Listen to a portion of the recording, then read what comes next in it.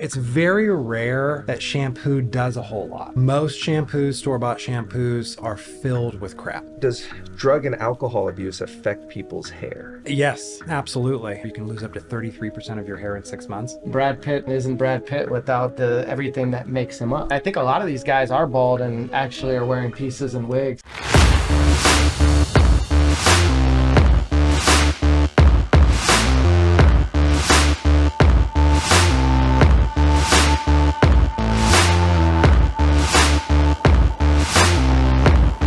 I want to reiterate for those listening that I said just cut it off, and that's kind of like counterproductive. But taking your actor friend, obviously, I was an actor growing up, and knowing that me losing my hair in my mid-20s probably could have affected my career in a certain way.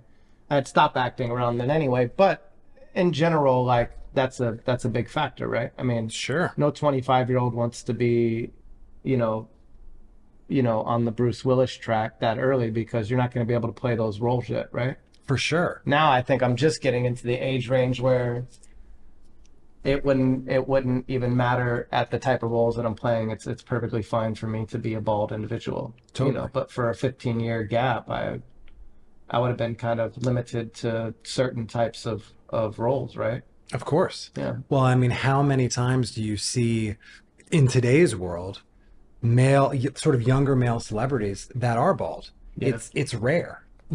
Maybe you go back 30 years, there was a higher prevalence of it. Maybe like Vin Diesel, I think, and he was, probably like in his late 20s, early 30s, and he just came out bald. But Sure. it's almost approached in like a more like masculine, yeah. like this is on purpose, not because I'm bald type of deal, right? Sure.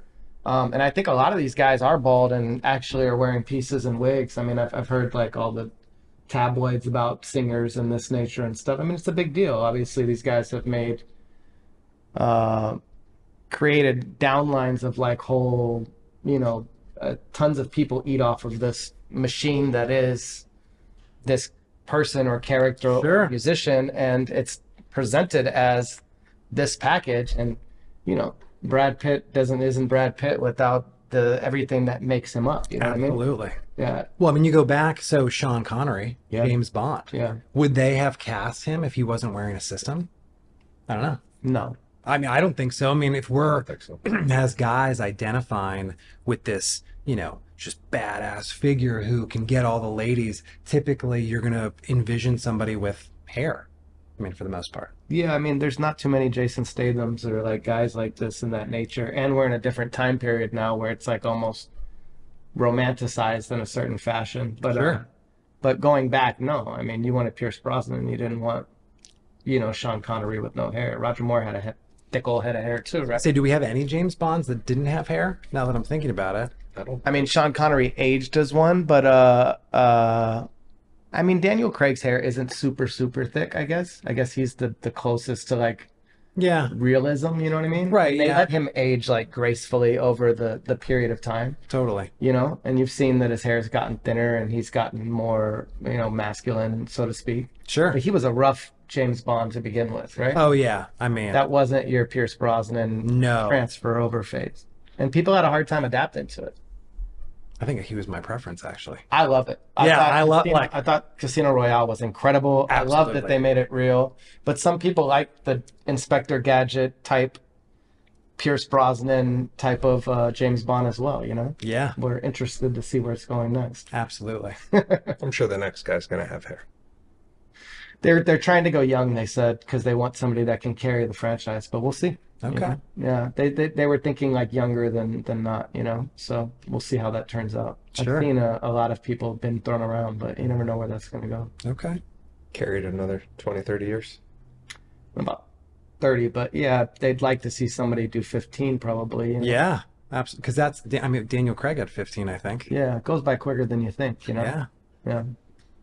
Those are some of my favorite been that Bond long. films. Mine Obviously, too. technology's gotten better, but I thought that they were much more realistic. Maybe not from a spy sense, but from a James Bond sense, right? Otherwise, we're going to have to call Andrew and he's going to pop that bubble again. Yeah. Our buddy Andrew Bustamante, he's the everyday spy. he worked for the CIA, so he kind of, we had him on the show, and he kind of divulged like that, Nice. it's not really James Bond, bro. He Not said even- if we're getting in gunfights, we didn't do our job properly, Right. obviously, and that's not that's not what they do, So They don't travel with weapons either. yeah, Okay. yeah, it's interesting Have to to watch see that one. the public perception of what these things actually are or not, But for the movies, they're great. Oh yeah.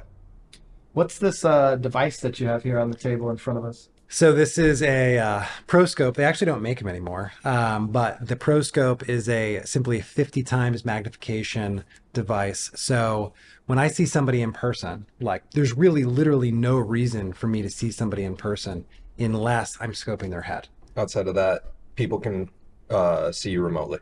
They can see me remotely. I have an app that's coming out. That app will allow hopefully people to self-diagnose, be able to scan your blood tests and actually tell you exactly what to take. There's all sorts of really cool things in there. I wanted it to be in beta for this, but we're held up just a little bit. Apps are tricky, so we get it. Okay, all right. Well, Yeah. I mean, if you found Just in general, I've just Nothing heard. I've never developers you developed like. anything, but in general, it's. I hear from everybody that's just. I got some partners that are developers that I can connect with. Maybe they can okay, point you in the right direction. straighten this out. Yeah. But so the microscope allows me to see basically what's going on in the back, which is typically the zone that is relatively neutral because it's certainly not going to be affected by DHT. So if there's any hair loss back here, then that is nutritional or inflammatory. I'd say about 80% of the time when I look at the back of somebody's scalp, there is in fact additional hair loss back there. So very rarely is anybody just one type of hair loss. So I look at that, I compare it to what's going on the top, front, sides. I can tell you where you're going to grow hair, where you're not going to grow hair in a course of a treatment. And, is there some other crazy thing going on? Like, do you have fungal infection? Is there a ton of Demodex on your scalp? Demodex is a little tiny parasite that feeds off of your hair follicles.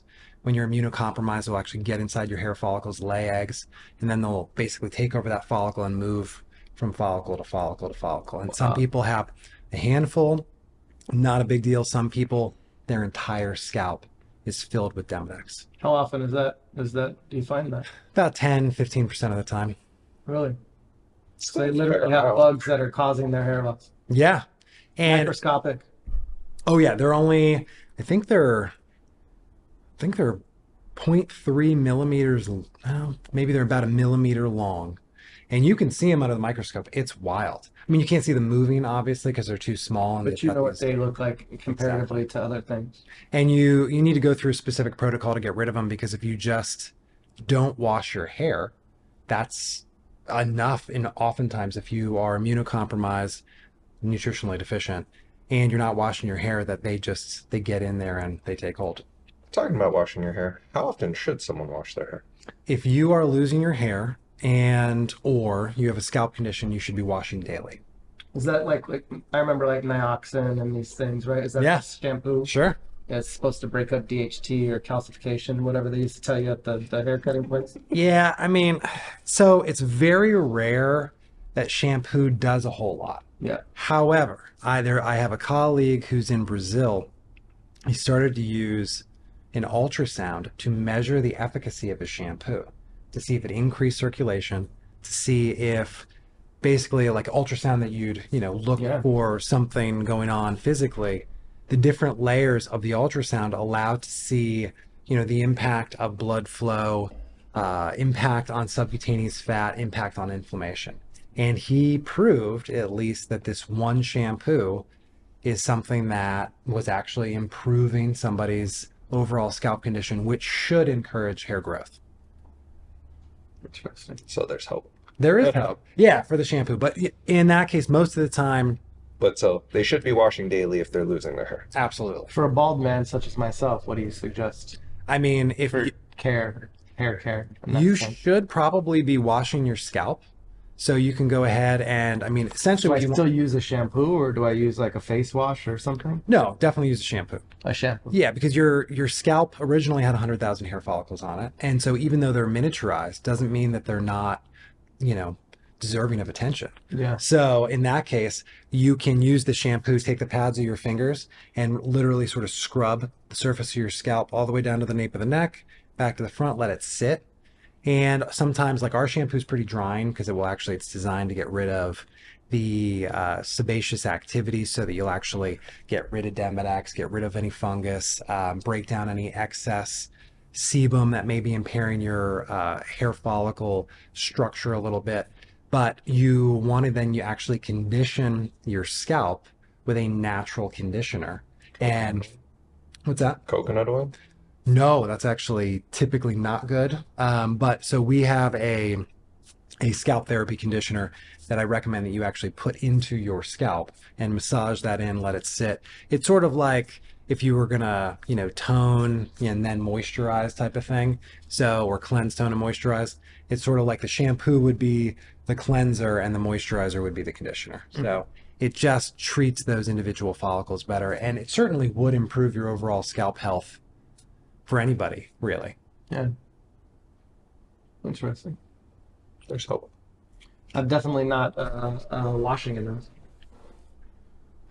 Yeah, Forget about it, I guess. And I probably have gone away from shampoo. Is somebody's using a regular shampoo? Is there a range of what is better than others or not? Most shampoos, store-bought shampoos, are filled with crap. Yeah. They just have the sodium lauryl sulfate, the propylene glycols, the additives. Yeah. And in some cases, it's really bad. But if you're going to use a shampoo, you want to have something that has probably, tea tree oil in it, maybe neem oil. These are very sort of healthy for the scalp microbiome. There's actually new shampoos that have sort of bacterial stabilization for the scalp microbiome. I'm not sure how much I believe in that. A lot of the clinical studies are funded by the companies that actually produce the shampoos. So you go, I'm not sure. Does anyone outside of yourself make a shampoo that's readily available that doesn't have all the crap in it? Yeah, there's a lot of shampoos. So, I mean, there's a couple shampoos like, there's a natural shampoo, Giovanni, it comes in these really sort of bizarre rectangular containers. Their products are pretty good. They're all natural. And, they use the tea tree, they use the neem. They're not weighing things down with a ton of miscellaneous oils, because oils on your scalp are actually bad. They will disrupt the scalp microbiome. If you're going to do oils, do castor. You can do coconut, but you only want to keep it on your scalp for like 30 minutes to 45 minutes, maybe 3 times a week, and then shampoo that off your head. You leave it on your head, you're going to disrupt the normal oil flow. You're going to attract bacteria, fungus, and parasites. So you want to make sure that you're doing it, sparingly if you're going to do it.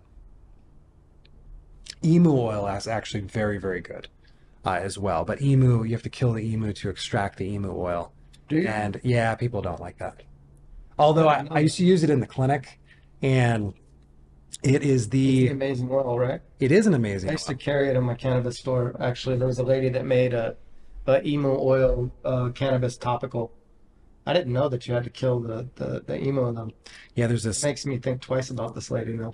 Well, I mean, it's Maybe an it was effective oil, super effective. but there's this big fat pouch where the emus make the sound from. So when I started using emu oil in the clinic, there was a sustainable emu farm in Peoria, Arizona, and I went out to it, and there's not a cloud in the sky, and I hear this thunder, and I'm like, where is this coming from? Turns out it's the emus communicating with this big fat pouch, and that's how they talk. communicate. And it's like, and I mean, they also then, use the meat, they use the, everything, the feet for chew toys, but you still have to kill the emu. Interesting. Well, the circle of life, I suppose. But I don't even know how to answer that one. Right. I mean, not have one emu friend. but do you want me to look at your scalp under the Yeah. microscope? All right. So I'm gonna start in the back. So this is Well, typical. Jay, you're getting that with that. Get that. Yeah, and I just Focused on the computer screen, you know? Start out with a ton of hair. So you can tell a lot by how close the individual follicles are. Mhm. And I mean, whenever I see, I mean, your density is actually very good. This is on the donor. Yep.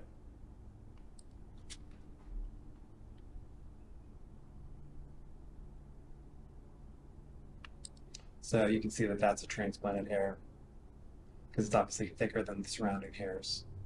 And you can see the swelling around there a little bit. Yep. There's another cluster. If I can just thicken up the surrounding hairs, it would look night and day difference. Yeah, absolutely. I mean, you can see how those small little ones, what we're viewing is a square centimeter. So if these things, I mean, these are only 5 millimeters long, maybe. So the thicker hair is the transplanted hair, and then the thin hairs are natural. That's right. Yeah. And especially if you lost it more in the front first. I did. So then you would have more viable hair back. And viable, I mean, responsive hair. What do you see? You see anything going on that is a sign of? I mean, I see some of those little parasites right there.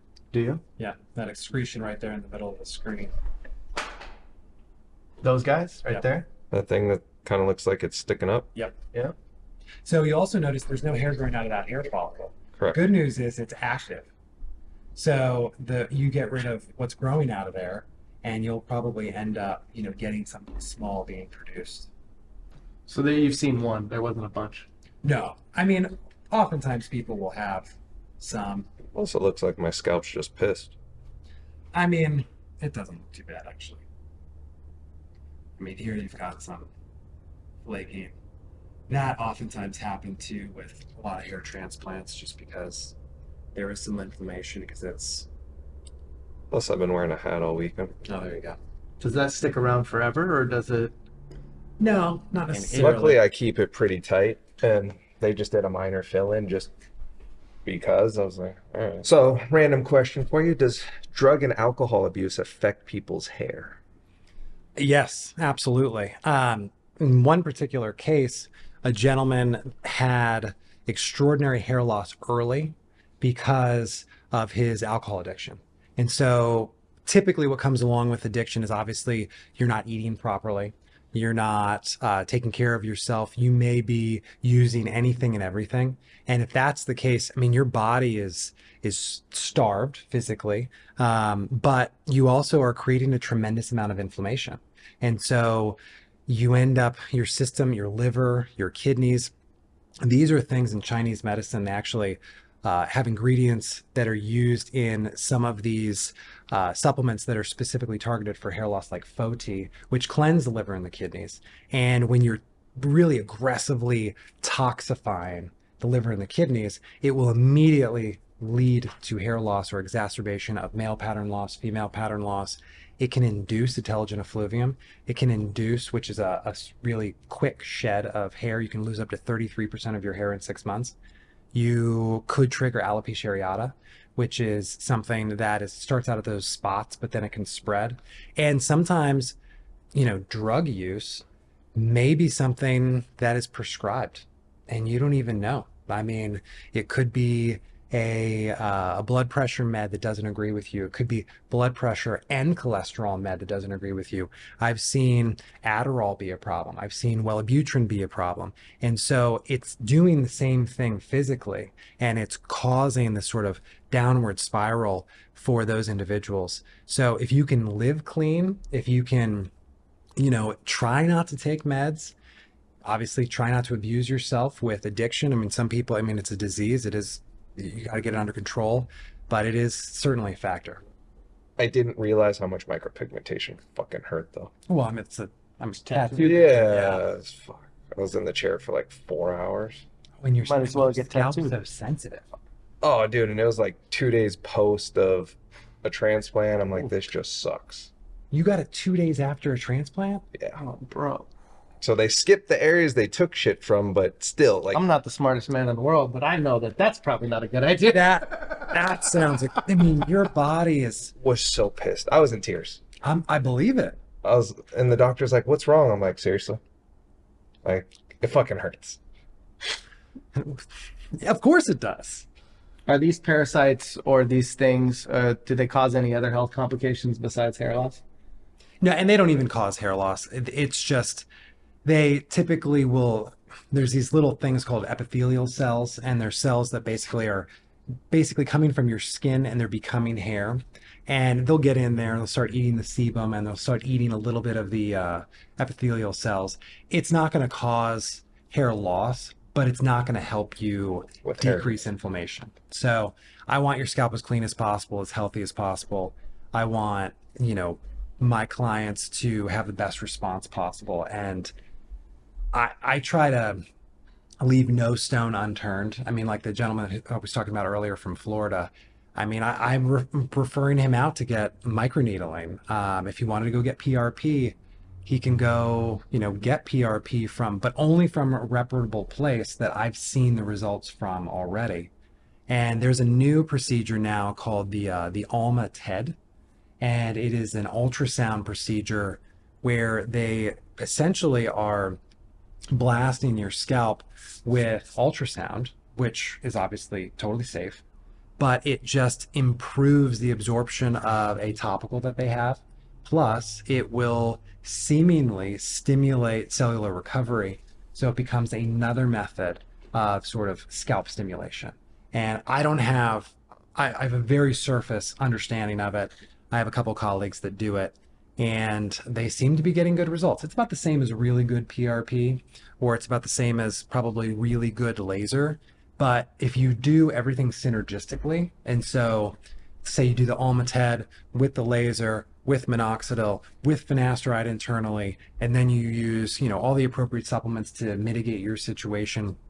You're doing, sort of your own scalp massage, or basically just taking care of your body, changing your diet.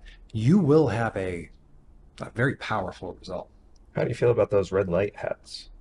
So that's how I got started in all this. Okay. I was one of the first freestanding laser clinics that wasn't attached to a hair transplant facility in the United States in Phoenix. And that's what really worked for me.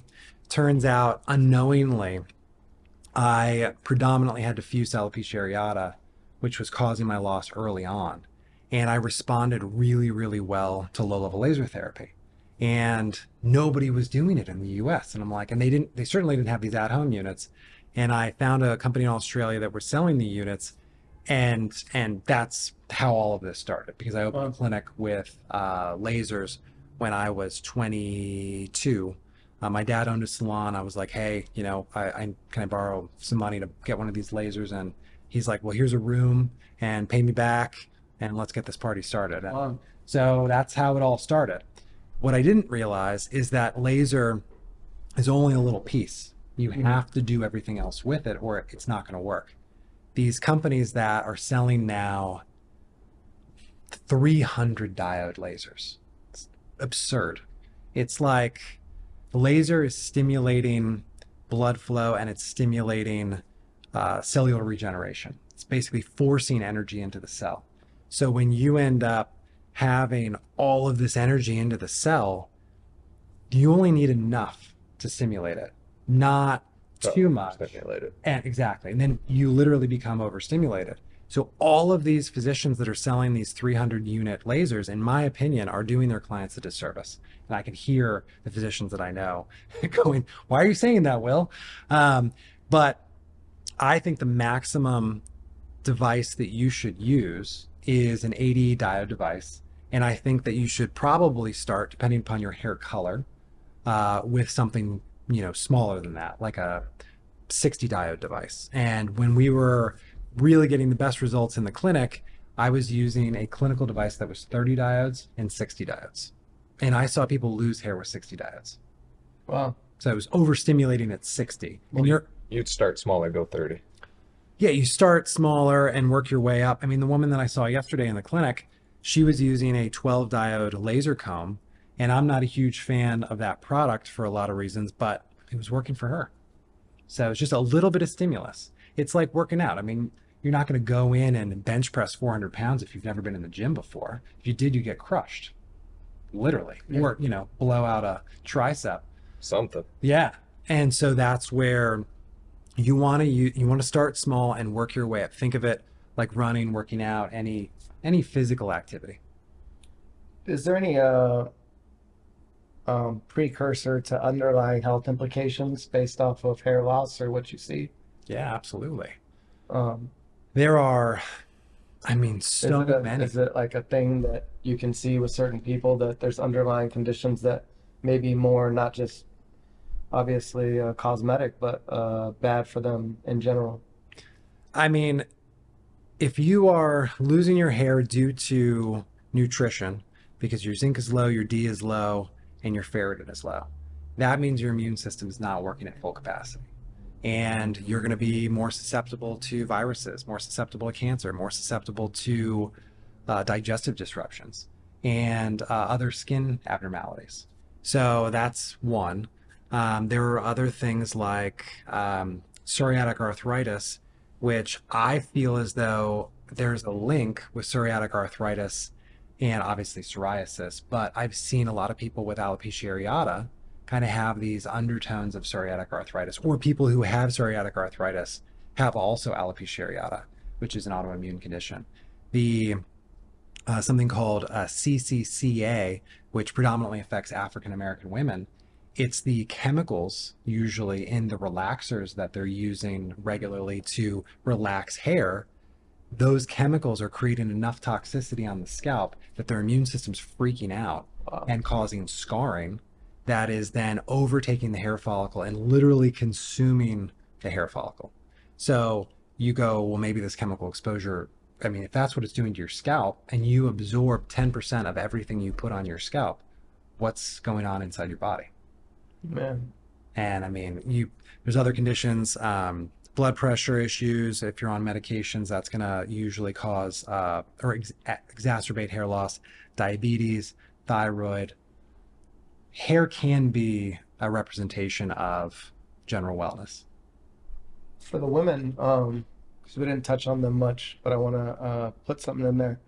How bad is the coloring and the treatments and the stuff that they do to their hair for vanity?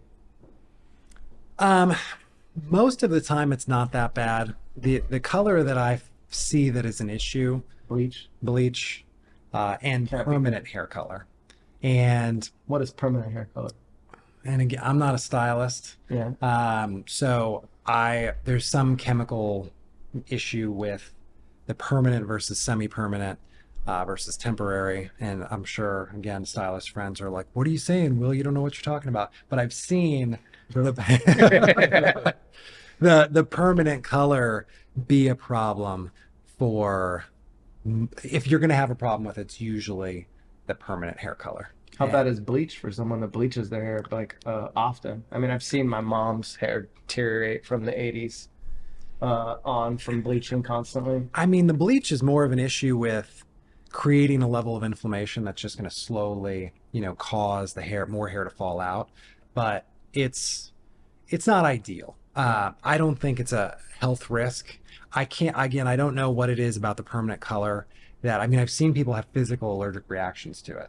Yeah. It's a chemical. Yeah, it's a chemical. But it will thin them out over time as well, coloring and treating and doing all these things. Not necessarily. Certainly not necessarily. I'd say most of the time it's not a problem. It's for those individuals who are sensitive, that becomes a problem for them. I mean, I had one client a female, every time that she had a permanent color treatment, she would shed within 3 to 4 weeks. And she only did it every 3 to 4 months.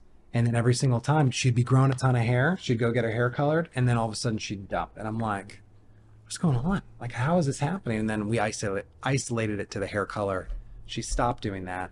She switched to henna. She just did it at home. She wasn't happy with how her hair looked per se, but she had more hair. Lesser of the two evils. Exactly. Is there anything you missed? Oh, this could be hours, but no.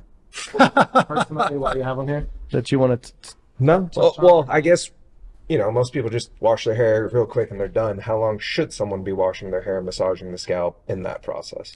So for our shampoo, typically I'm going to recommend, and this is only if you have a good shampoo. If you don't have a good shampoo and you're using whatever, some random store-bought thing, don't do this. But if you have a good shampoo that's actually therapeutic on your scalp, get about a quarter size onto your hand, you get that onto your hair and scalp, and then you take the pads of your fingers and you massage it in all the way down to the nape of the neck and then all the way back to the front and let it sit for 2 to 3 minutes. You then repeat.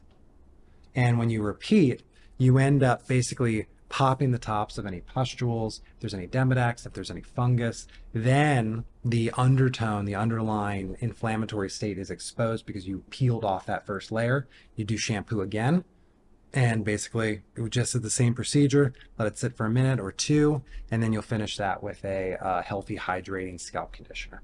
Daily. Daily. But that's if you're losing hair. So someone like me. Yes. But if Is you're that, not losing hair, you can get away with every third or fourth day, or maybe once a week. What about water temperature? Does that play a factor? Chlorine, these type of things that we're exposed to in the city? I keep getting that question recently. It's a great question. So I have seen hard water cause hair loss in some cases. I've seen soft water solve that problem. Wow. The sodium good, calcium bad. Okay. Chlorine. So I had a licensed clinic in Woodland Hills. Okay. Apparently there is a tremendous amount of iron in the water in Woodland Hills. Okay. So we're going back, this is 2007, 2008, and they had to actually change the formula for their bleach because when they were apparently putting the bleach on particular people's hair, it would become red rather than blonde because it was actually creating rust from the iron stored in their hair. Wow. So an iron toxicity is certainly problematic, and you don't want that. So if you can drink, filtered water, chlorine is awful for you, in general. in general. And being vaporized in steam, obviously. Yes. That's actually A big one. that's pretty sure vaporized chlorine is like a chemical bomb. Yeah. Kill us. Yeah. And fluoride is not ideal either. Yeah. So if you can get back to Filtered water or some type of filtered water, natural H2O, this is talking like what we began this conversation about. Yeah. If we lived like we lived, spring water. wouldn't even be a natural conversation. things. exactly. I remember there was this, there was a McDonald's between San Diego and Phoenix in Yuma. And in this McDonald's, because I used to make that trip because when I was living in San Diego and going back and forth to Phoenix all the time, I'd stop at this McDonald's to use the restroom. I wouldn't order anything. Sorry, McDonald's. But I was in and out. They had these old-timey pictures from like 100 years ago. And all these guys standing out, in the fields. No shirts. No shirts, sun. exact giant flowing manes, every single picture. And then they were probably in their 40s. I mean, based on either that or they just aged really quickly because of all the sun. That happened too, but yeah. Yeah, exactly. Seems like they looked a lot older back then. Totally. But I was thinking to myself, I'm like, man, these guys were living exactly how you're supposed to be living. They're out there sweating profusely, cleansing your body of toxins from, through your kidneys, through your skin. And they're getting the vitamin D. They're probably eating what they pull from the soil. And that soil hadn't been, totally eradicated from, all the things that we do to it now. Biophosphate. And let's start there. Yeah. So it's And monocropping farming. basically. Exactly. That's pretty much the curse to everything, So we should just, if it all goes up in smoke, maybe the next generation will learn a little bit more than we did. I see they're leaning towards holistical approaches, so that's good, man. I agree with that.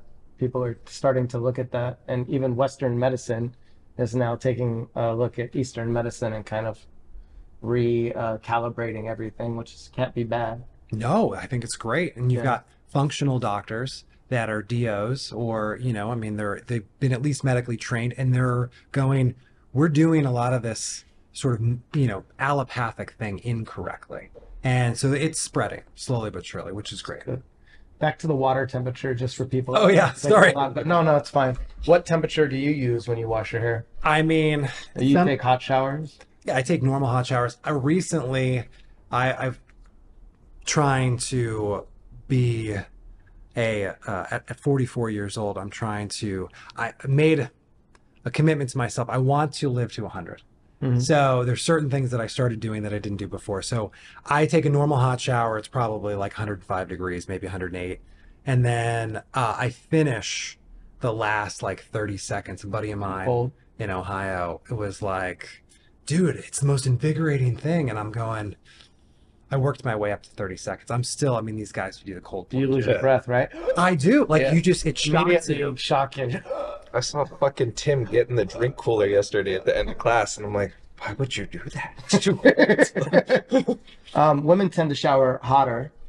Do they? Oh yeah. Yeah, Every it's like time I get in the shower, temperature, my girl's been in, I'm like, It seems fuck to be this. a common theme with that women can they respond to the heat of a shower differently.